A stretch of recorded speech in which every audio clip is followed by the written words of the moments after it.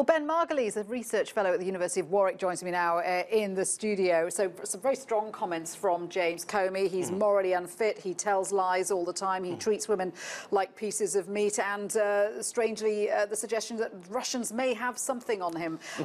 What do you make of all this?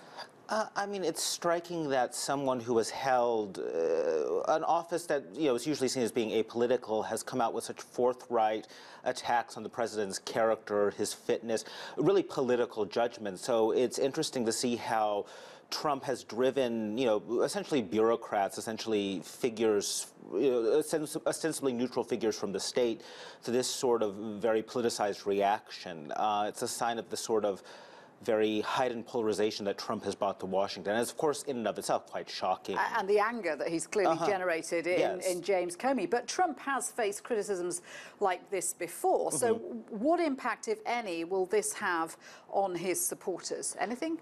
That's the thing. Again, going back to the polarization, Trump has created this deep, or exacerbated this deep divide between Republicans and Democrats, between elites and the people.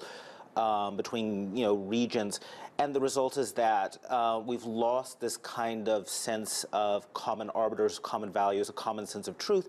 So Comey's evidence will be taken at face value by Democrats, by some Republicans, by people who are still invested in the system or the elites or the way politics was practiced before Trump. But Trump's base, this deeply resentful, deeply involuted, kind of inward-looking base, has been trained to dismiss Comey. It's trained to dismiss the mainstream media. Comey is just part of this vast elite conspiracy that has destroyed their life, is attacking Trump, so they'll simply dismiss it. It will just... But have we ever seen anything like this before? It's unprecedented, isn't it? This massive mudslinging public match between a former FBI chief and the sitting president of the United States. Not in public. I mean, certainly there have been clashes between the FBI and presidents in private during, Hoover's days, but the idea of having senior figures from within the executive branch, senior figures within the bureaucracy attacking the president like this,